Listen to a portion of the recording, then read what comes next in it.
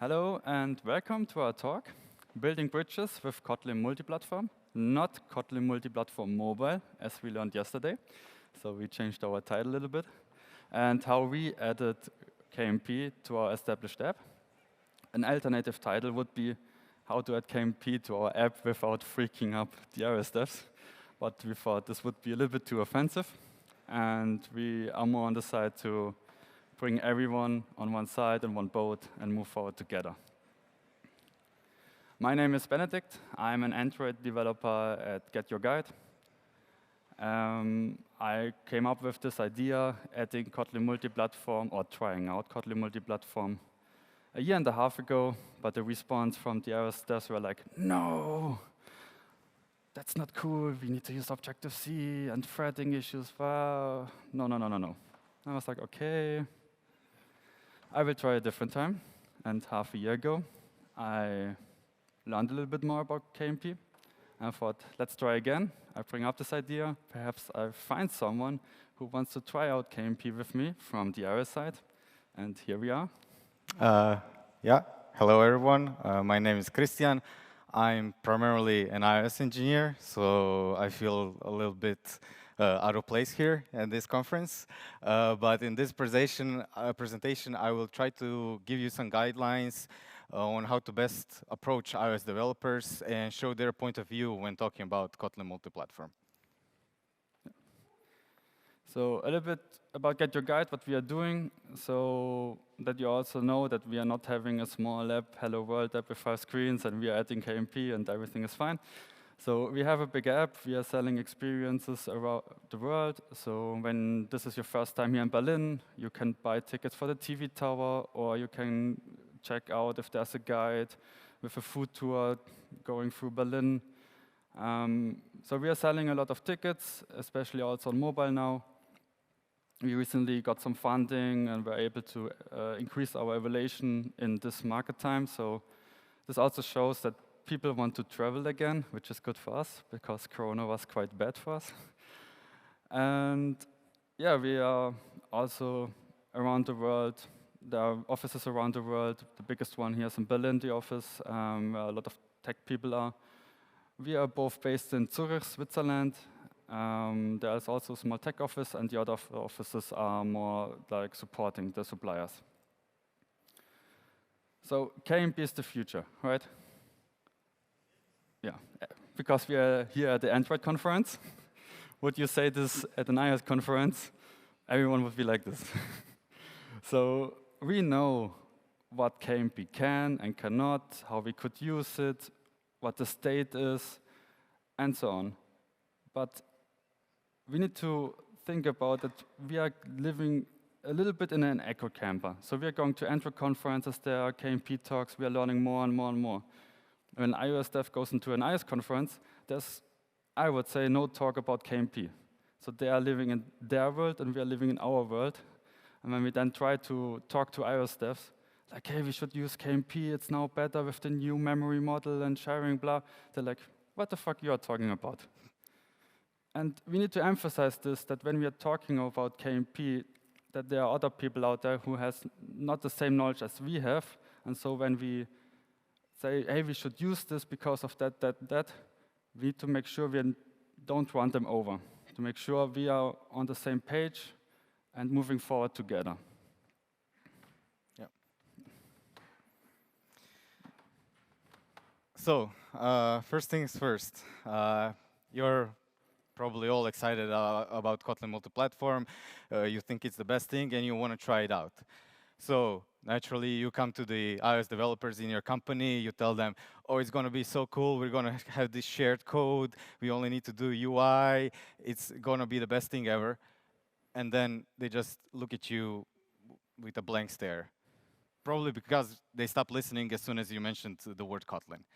But joking aside, getting the approval of the iOS developers is probably going to be the hardest part of integrated Kotlin Multiplatform. In this next couple of slides, I will try to give you some tips, some guidelines on how to best approach them, what to say, what not to say, and things that will maximize your potential of getting this thing out of the door.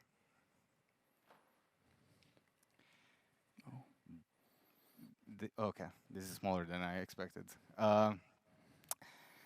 So first things first, don't be afraid or don't be surprised of all the initial questions that you will receive. There's going to be a lot of questions and a lot of skepticism. You can read some of the questions above, and you need to be prepared for them. If you don't know answer to some question, it's fine.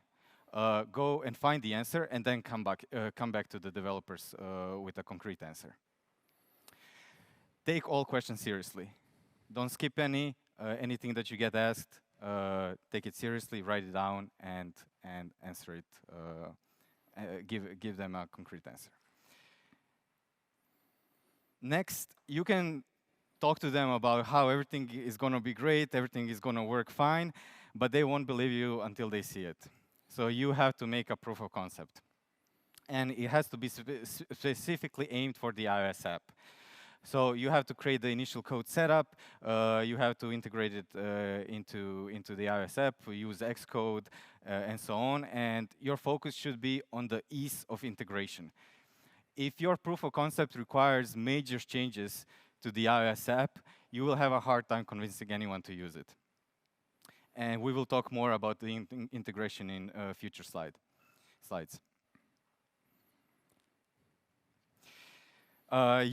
So you're now thinking, oh man, now I have to answer all these iOS questions that I have no idea about, like any of them. I have to Google, I have to download Xcode, I have to I have to create a proof of concept. This is a lot of work. Yes, but to make things easier for yourself, find an iOS buddy. Convince one iOS engineer to help you out, to give you the answers to some of those tricky questions, to show you some issues that you haven't thought of before. And by doing that, you will also showcase the collaboration that Kotlin Multiplatform can unlock between different platforms. Convincing one iOS developer is halfway to convincing all other iOS developers. I've been saying Kotlin Multiplatform now for a few slides. Don't do that. I feel like whenever iOS developer hears the word Kotlin Multiplatform Library, they just tune out because of the word Kotlin. Try to emphasize the collaboration that is going to happen. So rephrase it to say multi-platform library or shared library or something similar. Just a tiny change in the wording can make a huge difference. Also, iOS developers are initially hesitant to implement it because they think they will lose half of their job, that Android developers will start implementing business logic and they will become code monkeys that just type UI. Make it clear that that is not going to happen, that's not your intention, and don't let it be your intention. Both platforms should equally contribute to the shared library.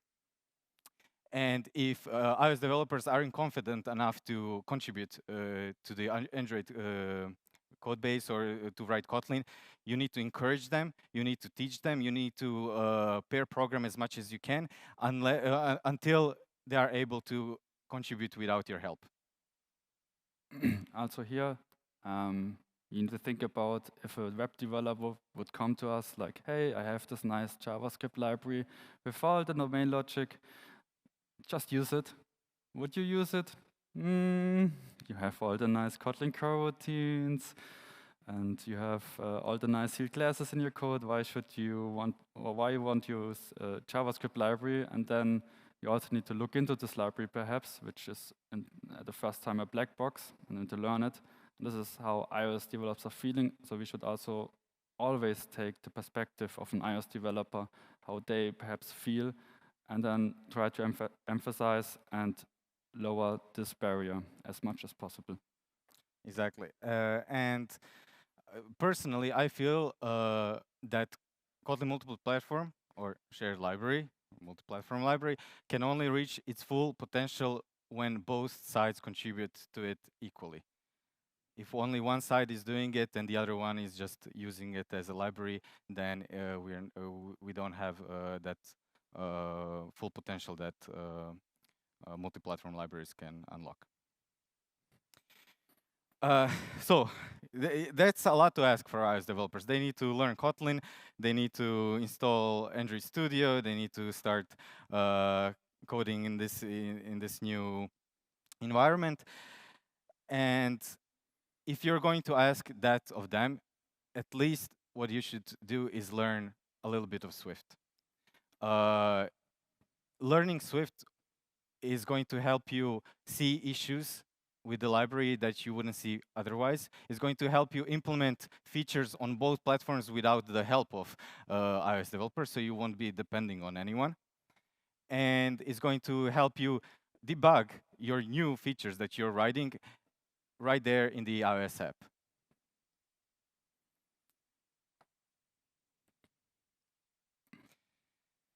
So let's say the proof of concept were great. You got an approval from your managers to create the first Kotlin multi-platform feature into your app. Now, how do you do that without messing up the iOS developer experience?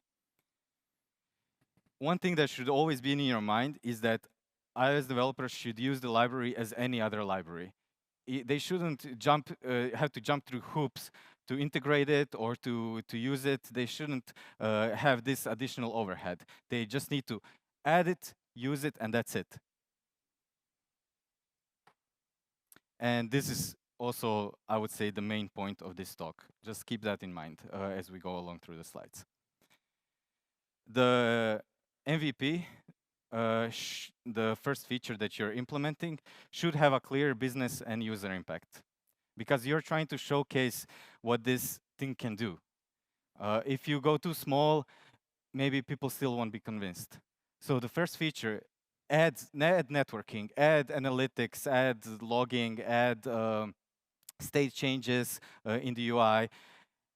Show how much time it was saved and how much less code it was needed to write it. On the iOS side now, distribute the library through a package manager. Most common is the Swift Package Manager, or SPM. If the iOS app is a bit older, then you can also use CocoaPods. This will allow the iOS developers to easily integrate the app the library into their app and keep it versioned. So if you introduce a new feature in the shared library, it won't immediately break the iOS code. So for them to use it, they just need to update the version and implement the new feature. Our recommendation is KMM Bridge by TouchLab, which basically does all of that out of the box. Don't try to put stuff into the shared library just for the sake of it. You probably have already written code in both platforms for analytics, logging, and some setting up the HTTP headers. Use that code. You don't need to put it into the shared library. Create interfaces that clients can implement. Create interfaces clients can implement into that will be used from the shared library. So try to keep it minimum, at least for the start. Maybe in the future you can rewrite it if you see it makes sense, but for the future, for the first iteration, keep it simple. Also here, because in our daily work, I mean, we are mostly creating new features instead of refactoring something from A to B all the time. And this should again showcase how our future work could look like with KMP. So our advice would be to go here for a new feature and directly showcase, hey, we made it now with KMP. We are reusing stuff we already have, and that's fine.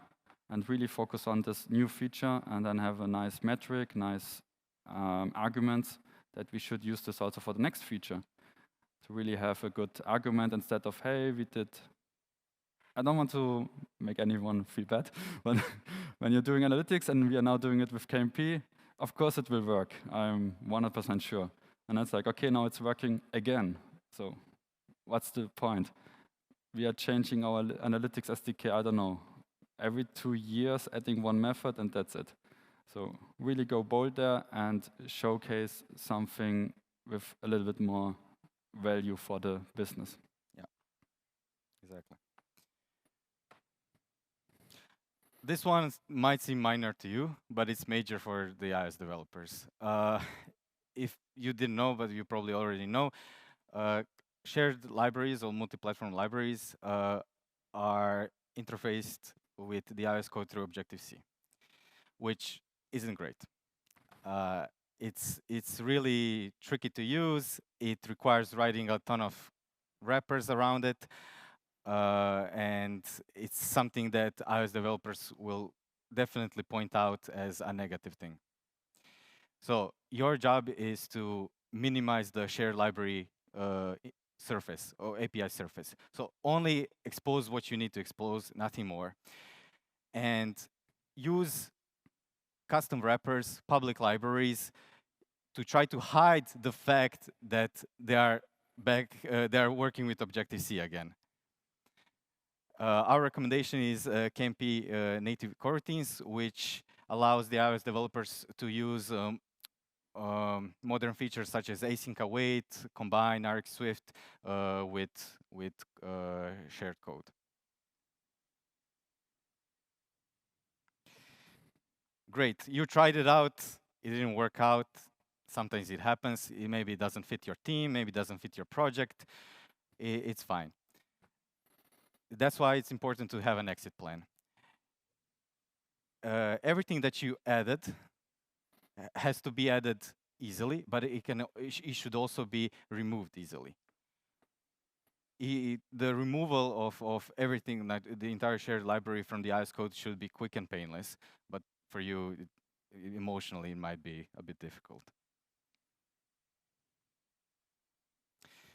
Let's talk about some pros and cons. And let's start with cons so we don't end on a negative note. Like we said, Objective-C of the shared library, it's something we have to live with for now. Adding wrappers definitely help, but it's still there. Debugging inside Xcode isn't officially supported. There is a hack, kind of a hack made by TouchLab that we use, but it's not a first-class experience.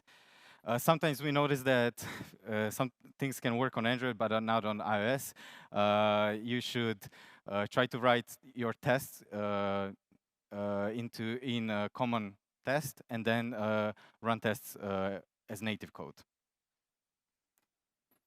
And pros, we finally have one source of bugs. We only need to write tests once. And if Android developers, for example, implement some new feature, it will immediately be available to the iOS developers. So we have this feature parity. And this also helps with async development. If one platform has more capacity and is moving faster, much faster, the other platform can easily catch up. So to wrap up, it's going to be difficult at first. Convincing the developers, setting the environments, implementing the library, the distribution, everything. It's not going to be straightforward. It's going to be a lot of trial and error. But for us, the outcome definitely was worth it. Benefits outweigh the cons. And the cons that I mentioned with the future developments in Kotlin Multiplatform, we hope will also disappear. And that's our talk. Thank you for listening.